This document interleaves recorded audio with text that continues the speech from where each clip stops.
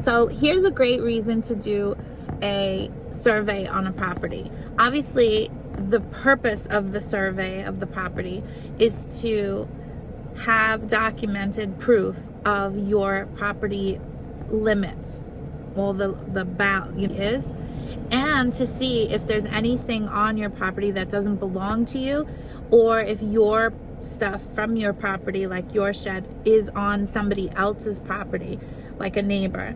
Because once you own the house, then the potential for the issue to be resolved is at your expense now, because you're the owner. So it's good to find that out ahead of time, right?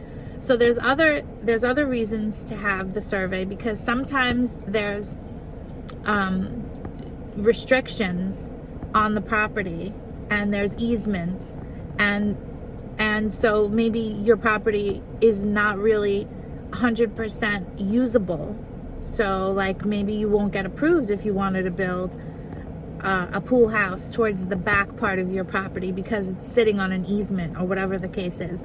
So getting a survey done is kind of expensive depending on how big the property is, right? It could be all the way up to $1,000 if it's a large property, but it's really worth it. Now there's two things you need to know. You don't have to get the corner markers. Corner markers is where you see the flags that in person, when you're walking the property, you see the corner markers.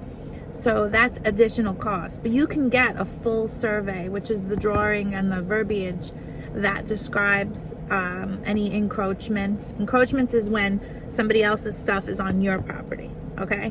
And, you could see all of that through the drawing, because they show you the property line, and then they show you where the things are actually drawn with relation to the property line. So in one particular instance, there was a situation where people were questioning whether or not the opening of the well, the access of the well, was located on the neighbor's property, which would be a really big problem, because what if you don't like your neighbor and your neighbor's like, you're not allowed to access your well because it's on my property? I mean, it's really ridiculous. But we had the survey completed. Now, it just goes to show you that all these years the owner thought that the fence was his property line, but the fence is not his property line. When that fence was installed, it was installed a couple of feet into his property line. So his actual property was inclusive of the property on the other side of his fence, and that's where the well was. So it's really important to get a survey. If you need a really great survey company that rushes to your rescue and doesn't make you wait to get it done if you waited until the last minute. So a lot of people wait till the last minute to do things. And why? Because everything costs money. So if they're not positive that they have the deal, then they kind of like wait to see if they absolutely have the deal in order to do the next step.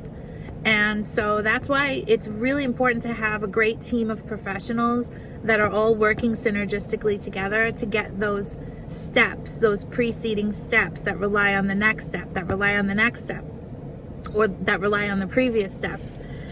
If you have a great team that works together, you won't have those situations at the last minute. You hopefully won't.